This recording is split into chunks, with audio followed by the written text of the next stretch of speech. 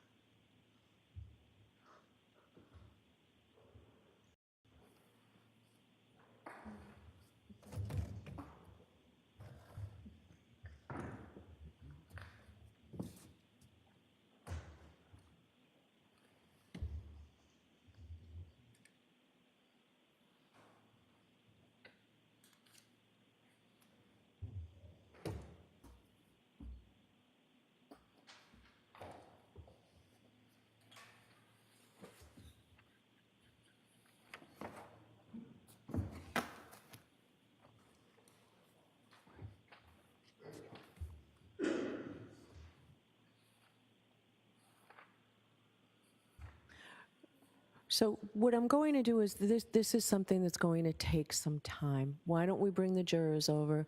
You all can look at it. We can discuss it at a later point because it doesn't concern anything we need to address right now.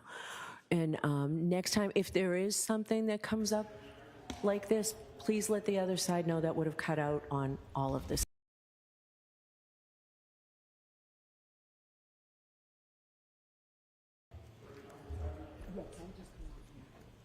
All rise for the court, please. At some point, you can get into Mr. McDermott, maybe somebody can make a copy.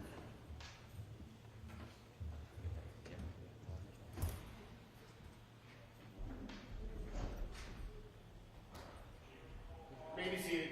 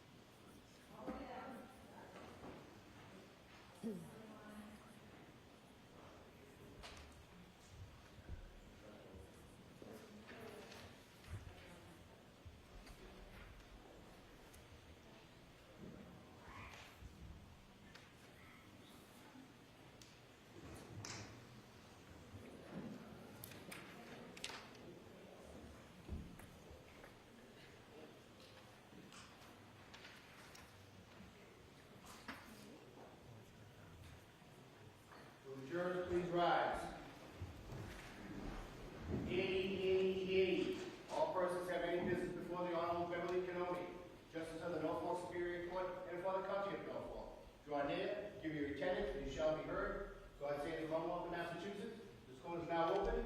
Jurors remain standing. All the parties may be seated. Jurors, can I have each of you raise your right hand? You solemnly swear to give true answers to such questions as shall be put forth to you by the court, so help you God. Thank you. You can have a seat. May I call the case, Your Honor? Please. This is 2282CR117, the Commonwealth versus Karen Reed. Can I have counsel identify themselves, please? Morning, Your Honor. Laura McLaughlin for the Commonwealth. Good morning, Ms. McLaughlin.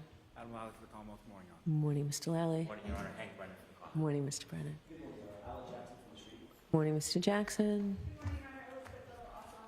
Good morning, Ms. Little. Good morning, Your Honor. Robert Alessi on behalf of Ms. Reed. Good morning, Mr. Alessi. Good morning, Your Honor. David Yanetti for Karen Reed.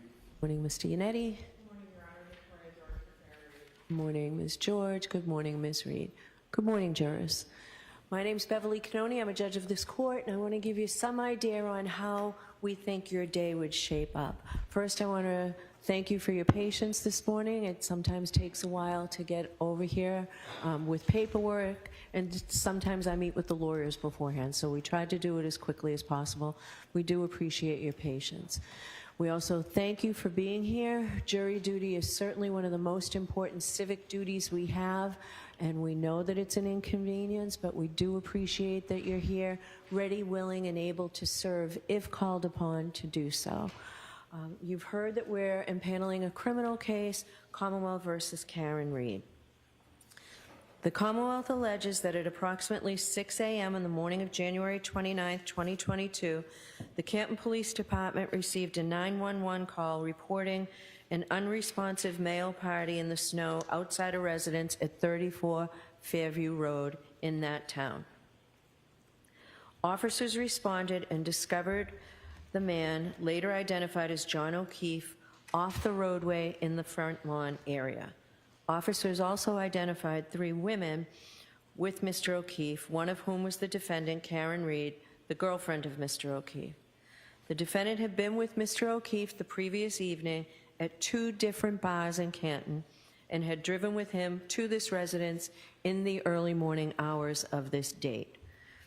Mr. O'Keefe was treated by paramedics from the Canton Fire Department and transported to the Good Samaritan Medical Center, where he was later pronounced deceased. The Commonwealth alleges that the defendant struck Mr. O'Keefe with her vehicle earlier that morning and then left the scene, while Mr. O'Keefe lay injured in the snow during a blizzard. The defendant denies these allegations, and she is presumed to be innocent and has pled not guilty. Now, Ms. Reed is charged with second-degree murder. She is also charged with manslaughter while operating under the influence and leaving the scene after causing personal injury or death. I will describe these crimes in greater detail at the end of the case when I teach the jury the law. But briefly, murder is the unlawful killing of a human being. There are various ways in which the Commonwealth can prove a murder case, and the Commonwealth is permitted to proceed under all theories it believes it can prove. Here, the Commonwealth alleges that the defendant committed murder and that the murder was murder in the second degree. In order to prove the defendant guilty of second-degree murder, the Commonwealth must prove beyond a reasonable doubt that the defendant committed an unlawful killing and that it was done with malice. In comparison, involuntary manslaughter is an unintentional, unlawful killing caused by wanton or reckless conduct. These terms and the elements of the crimes will be explained to you in detail at the end of the case before you begin your deliberations. Now, at the outset, I would like to address the issue of public interest in this case and the duty of this court to adhere to the rule of law. John Adams said that we are a government of laws, not of men, and that the law must be deaf to the clamoring of the public. He meant that while public opinion about a given subject may ebb and flow, the law must be steady, reliable, and even-handed. We know that on the subject of this case, there are people advocating for one outcome or another with intensity, but without the benefit of having heard or seen any evidence at all. The law works in a different way, and the difference is crucial to our system of justice. The jurors selected for this trial will hear and judge the evidence. They will decide what the facts are, and where the evidence is contested, they will determine where the truth lies. Ultimately, the jury will decide whether the Commonwealth has carried its burden of proving that the defendant is guilty of any crime beyond a reasonable doubt. People outside of this building have rights, and we know that they have voices, but this criminal trial will be decided by an independent jury, free from outside interference, based only upon the evidence presented in this courtroom and the law. This is the only way to ensure that every person who comes before the court receives a fair trial. It is just that simple and that important. So while public comment will likely continue, the rule of law will be upheld. In order to determine your eligibility to serve on this case, I'm going to ask questions to you all as a group, and then I am going to ask you to fill out a supplemental questionnaire. We have found that the use of this questionnaire is helpful for several reasons. First, there are some personal questions on it, and we ask that you be candid. In addition, the process of filling out the questionnaire provides the opportunity to be more reflective as you answer the questions, rather than just being put on the spot and asked to give immediate answers. After you fill out the questionnaire, we will have you come up to the sidebar one at a time so that we can follow up on your answers to those questions and to my questions. I want to thank you in advance for your patience as we go through this process. As you may know, the lawyers for the parties participate in the selection of the jury. Under our law, each of the parties has the right to exercise what we call juror challenges. This means that each party has the right to challenge a certain number of prospective jurors for any reason or for no reason at all. Therefore, some of you may be excused during the impanelment procedure. If you're not selected for jury service on this case, please don't take it personally. Don't think that somehow we think you're not a fair person. It's not a reflection on you at all. You will be directed back to the jury room and perhaps be picked for a different trial in a different case.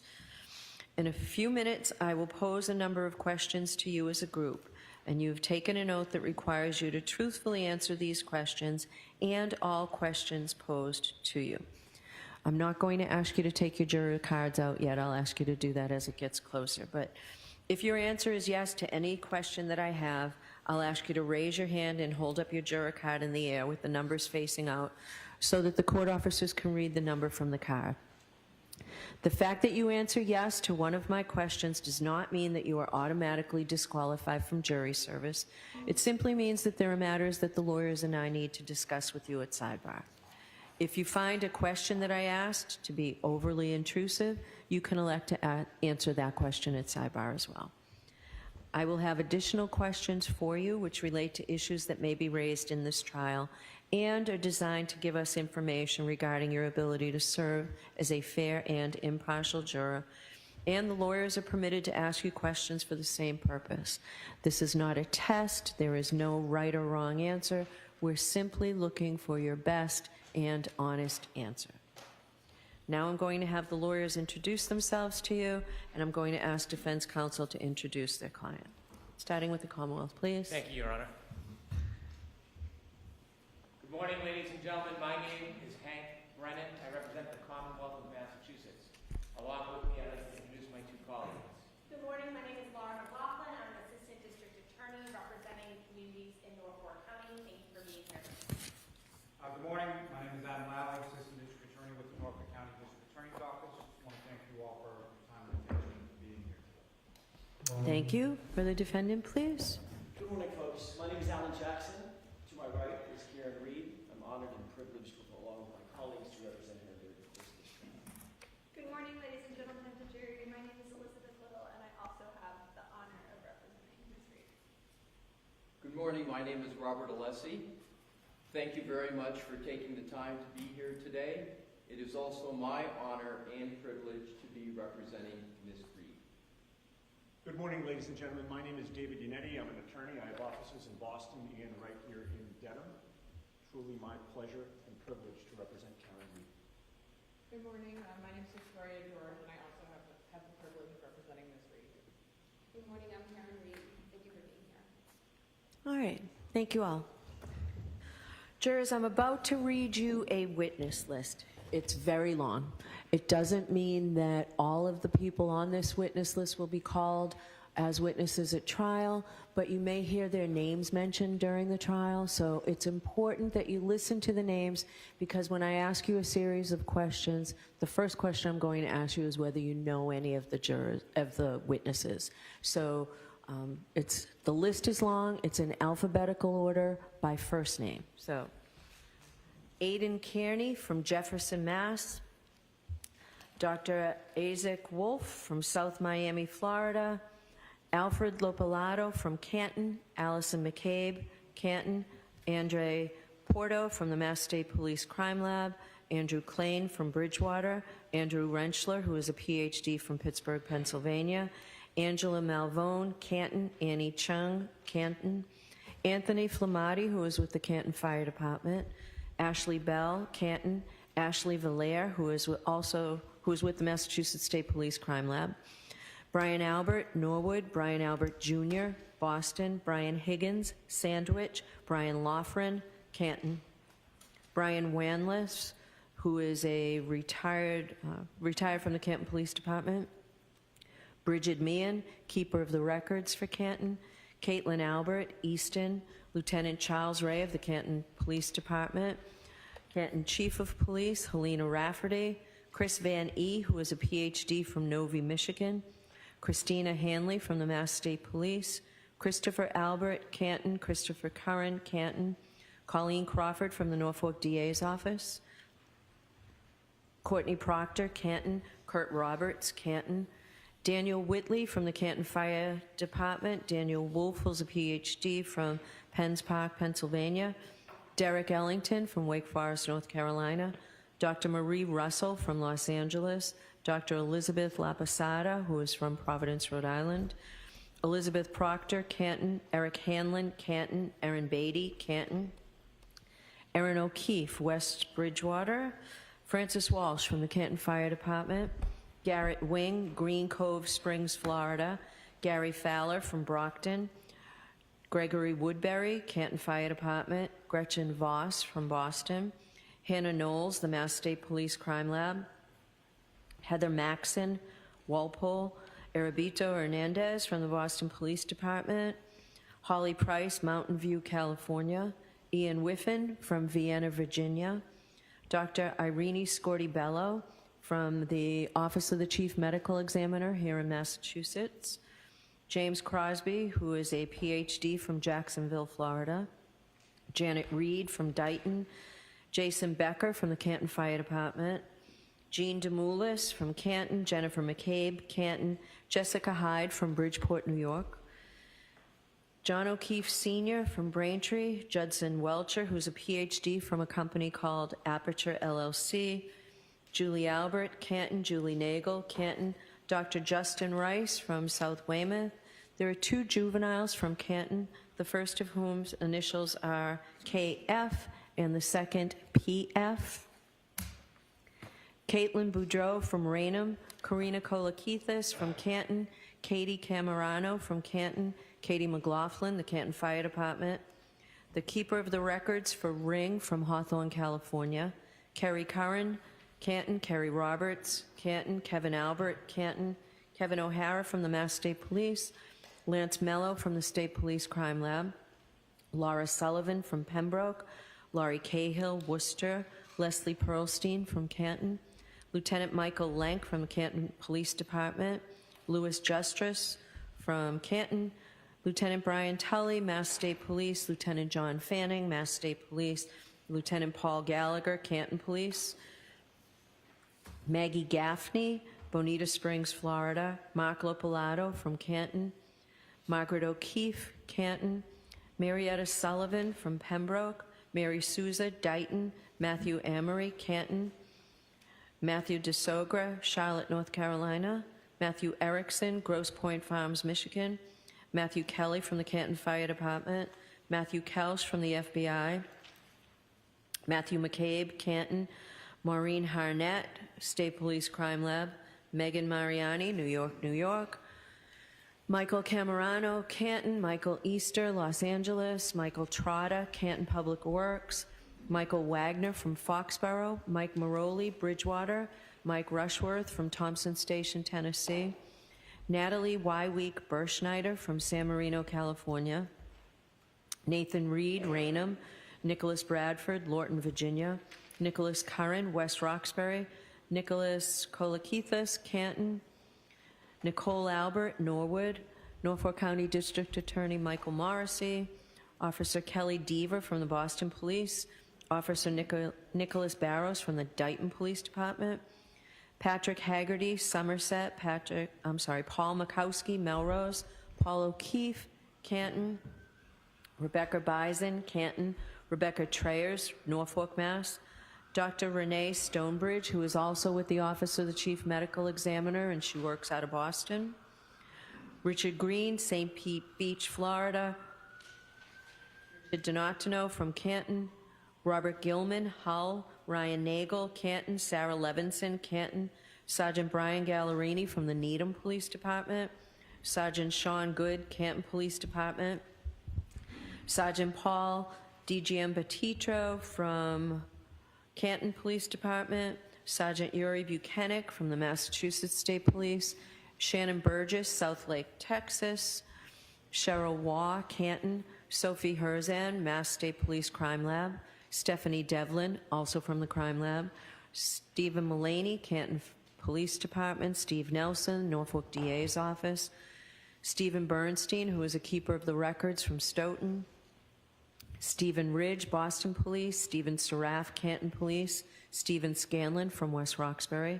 Terry Kuhn from Davis, California. Tess Chart from Lorton, Virginia. Thomas Beatty, Canton. Thomas Kelleher, Canton. Thomas Martin, Weymouth. Timothy Nuttall, Canton Fire Department. Tristan Morris from Easton. The following are Massachusetts State Police troopers. Trooper Connor Keith, Trooper David DeChico, Trooper Evan Brent, Trooper Jeffrey Koskowski, Trooper Joseph Paul, Trooper Kathleen Prince, Trooper Michael Proctor, Trooper Nicholas Garino, Trooper Zachary Clark. Wendell Robery from Canton, William Reed from North Dighton. Those are the witnesses that may testify, or at least you will hear their names. So it's a long list. This case is going to take a while to try. We're in the process of impaneling a jury. We don't know how much longer that will take. Once we get a jury, the lawyers tell me that their best estimate is that the case will take 6 to 8 weeks for the evidence. Once the evidence is in, the lawyers give their closing arguments. I instruct the jury on the law, and then the jury deliberates for as long as they need to deliberate. So that's our schedule. It is the best estimate we can give you folks. I can tell you that during trial, every single day before we recess for the day, I let the jury know whether we are on track, ahead of schedule, or behind schedule, and I have never once had to say we were behind schedule. So we understand how important your time is to you, and we can be as efficient as we can possibly be. There are a few days sprinkled in that we will be out during that, and a few half days where we will go until 1 o'clock or so. That's the schedule. The way the days look is we will start at 9 o'clock in the morning. We will take a break at around 11 for a 15 or 20-minute recess, and then lunch will be brought in so that you don't have to walk down to Dedham and come back. Again, trying to be efficient with the time, and that'll be about 40, 45 minutes during the day, and then we'll go until about 4 o'clock every day. That's the schedule that we anticipate. And again, it is a good faith estimate. So now it might help if I give you a preview about some basic law that applies to criminal cases like this. It's my job to teach the jury the law, and I don't do that completely until the end of the trial. So for now, I'll give you a brief summary of some of the important legal principles that will govern this trial. First, and most basically, Ms. Reed starts this trial presumed to be innocent. The fact that she was arrested or that she was indicted is not proof of anything. An indictment is simply a piece of paper. It just makes an accusation. It's a formal manner in bringing an accused person from to trial in the Superior Court. But it's only the jury, in other words, you folks, who can decide whether the prosecution has proved its case beyond a reasonable doubt and to a moral certainty. If the Commonwealth does not do that, then the presumption of innocence requires you to find the defendant not guilty. The law does not require a defendant to prove his or her innocence, to produce any evidence whatsoever, or to do anything other than attend the trial. This presumption of innocence remains with the defendant until you, the jury, make your determination after listening and considering all of the evidence. So a similarly important principle of law is that the defendant has an absolute right not to testify, since the entire burden of proof in this case is on the Commonwealth to prove that she is guilty. Under our system of law, a defendant has a perfect right to say to the government, "You accuse me, now you prove it, and prove it beyond a reasonable doubt and to a moral certainty. I do not have to say a word." A defendant's decision whether or not to testify has nothing to do with the question of whether he or she is guilty. The jury must not consider it in any way and cannot discuss it during deliberations. Jurors in a criminal case must determine whether the Commonwealth has proved its case against the defendant beyond a reasonable doubt based solely on the testimony of the witnesses and the exhibits. That brings me to the requirement of proof beyond reasonable doubt. What is proof beyond a reasonable doubt? The term is often used and probably pretty well understood, though it is not easily defined. Proof beyond a reasonable doubt does not mean proof beyond all possible doubt, for everything in the lives of human beings is open to some possible or imaginary doubt. A charge is proved beyond a reasonable doubt if, after you have compared and considered all of the evidence, you have in your minds an abiding conviction to a moral certainty that the charge is true. When we refer to moral certainty, we mean the highest degree of certainty possible in matters relating to human affairs, based solely on the evidence that has been put before the jury in the case. I have told you that every person is presumed to be innocent unless and until he or she is proved guilty, and that the burden of proof is on the Commonwealth. If you evaluate all the evidence and you still have a reasonable doubt remaining, the defendant is entitled to the benefit of that doubt and must be acquitted. It is not enough for the Commonwealth to establish a probability, even a strong probability, that the defendant is more likely to be guilty than not guilty. That is not enough. Instead, the evidence must convince you of the defendant's guilt to a reasonable and moral certainty, a certainty that convinces your understanding and satisfies your reason and judgment as jurors who are sworn to act conscientiously on the evidence. This is what we mean by proof beyond a reasonable doubt. Our system of justice depends on judges like me and jurors like you being able and willing to make careful and fair decisions. All people deserve fair and equal treatment in our system of justice, regardless of their race, national origin, religion, age, ability, gender, sexual orientation, education, income level, or any other personal characteristic. You have agreed to be fair, and I am sure that you want to be fair, but that is not always easy. One difficulty comes from our own built-in expectations and assumptions. They exist even if we're not aware of them, and even if we believe we do not have them. Some of you may have heard this called implicit bias, and that is what I'm talking about. Of course, we judges have the same problem as everyone else, so let me share a few strategies that we have found useful. First, slow down. Do not rush to a decision. Hasty decisions are more likely to reflect stereotypes or hidden biases. Second, keep an open mind. Avoid drawing conclusions until the end of the case when you and your fellow jurors deliberate. Remember that when you deliberate, you will have all the evidence and all the time you need to make a careful decision. So there truly is no need to start making your mind up before then. Third, You should listen closely to all the witnesses. That is the best way to ensure that you decide this case based on the evidence and the law instead of upon unsupported assumptions. Fourth, as you listen to the testimony about the people involved in this case, consider them as individuals rather than as members of a particular group. Finally, I might ask myself, would I view the evidence differently if the people were from different groups, such as different racial, ethnic, or gender identity groups? At the end of this case, I will remind you of these strategies and ask you to focus on the evidence instead of on any unsupported assumptions you may have. All we ask is that you, individually and as a group, do your best to resolve this case based upon the evidence and the law, without sympathy, bias, or prejudice, to the best of your ability as human beings. Now, I know that some of this may be confusing, and perhaps all of this is confusing at this early stage. You'll certainly be in a better position to understand this at the end of the case when you have heard the evidence and I can explain the law to you. So don't be worried if you didn't catch everything I've said. Why am I telling you these things now? Because we need to know if you are able to follow the law on this case.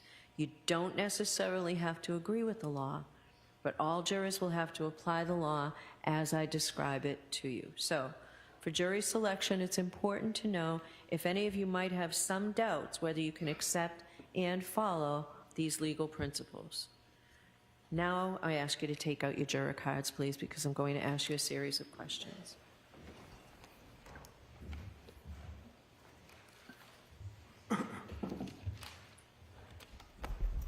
So if your answer is yes to any of these questions, please raise your hand. But before we begin, I understand that sometimes jurors don't fill out the juror questionnaires that are sent to you in a complete manner. Sometimes we're in a hurry to get those forms back in, or we might think our situation doesn't apply to the question that's being asked. Also, sometimes people forget to write in whether they were a witness in a case, a criminal defendant, a juror, or a party in some case.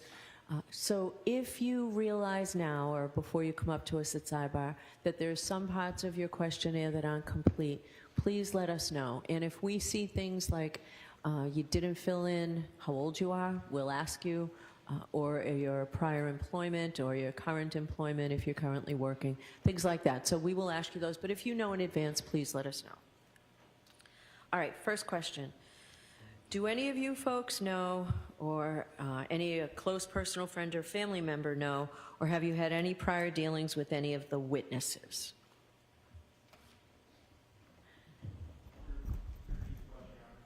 Sure. Do you, a close personal friend or family member, know, or have you had any prior dealings with any of the witnesses whose names I read? Juror number 835, juror number 852, juror number 803. Juror number 802. Juror number 793. Thank you. Do any of you folks or a close personal friend or family member know, or have you had any prior dealings with the lawyers in this case or the Norfolk County District Attorney's Office? I see no affirmative response. Oh, I'm sorry. Thank you. Do you, a close personal friend or family member, have any financial or other personal interest whatsoever in this case or its outcome? I see no affirmative responses. Please raise your hand if you have seen, heard, or talked about this case. Juror number 806. Juror 781. Please hold your cards high. Thank you. And you're facing me correctly. Thank you. Juror 808. Juror 784. Juror 786. Juror 846. Juror 787.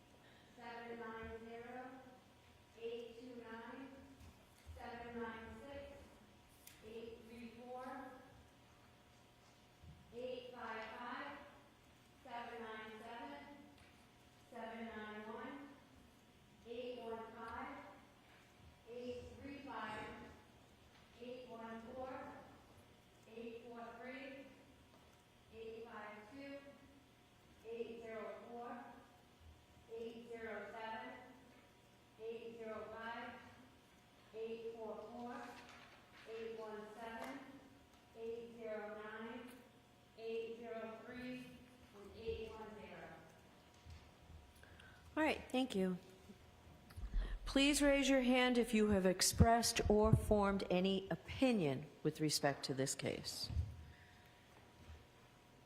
Juror 806, Juror 808, Juror 846, Juror 842, 792, 826, 819, 856, 853, 822, and 780. 832, 833, 790, 829, 796, 843, 835, 815, 791, 856, 852, 804, 844, 817, 809, and 803.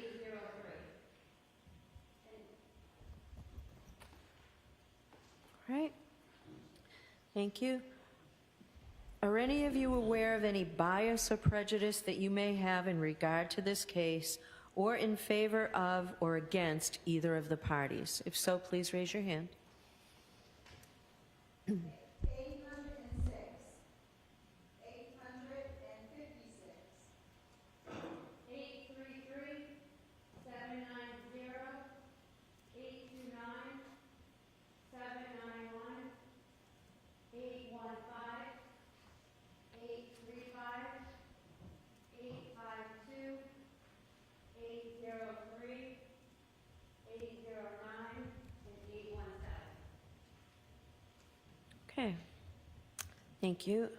Do any of you folks have any difficulty hearing or any problem with understanding the English language, any physical or mental condition, or any religious or philosophical belief that might interfere with your ability to hear the evidence in this case, to understand the evidence, to concentrate during the trial, or to deliberate for the purpose of reaching a verdict?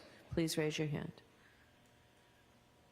808, 846, 856, 794, 796, and 811.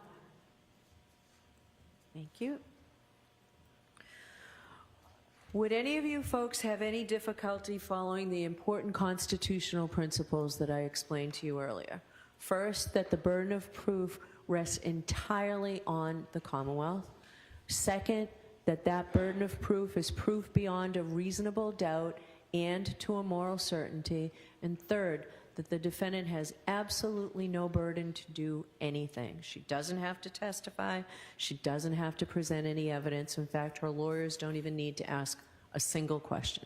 Is there anyone who would have any difficulty following those very important constitutional principles? I see no affirmative responses. I can tell you folks that after every trial I talk to the jurors. And though some of them may have not been looking forward to jury duty, every jury that I talk to, people tell me that they have found it to be a very interesting experience, and many times they tell me it was also a rewarding experience. But I do understand that for some of you, sitting on this jury will be a substantial hardship, and let me tell you what I mean by that. Every civic duty we have causes us to be inconvenienced. This is something much greater. It means that I excuse you for something that's personal to you, but the person sitting next to you has to step in and take your place. I usually think of it in terms of you have surgery or airline tickets scheduled for the duration that we will be in trial. But I will hear from those who believe they have a substantial hardship. If you think that's you, please raise your hand. Juror 785, 846, 848, 878, 76, 851, 780, 822,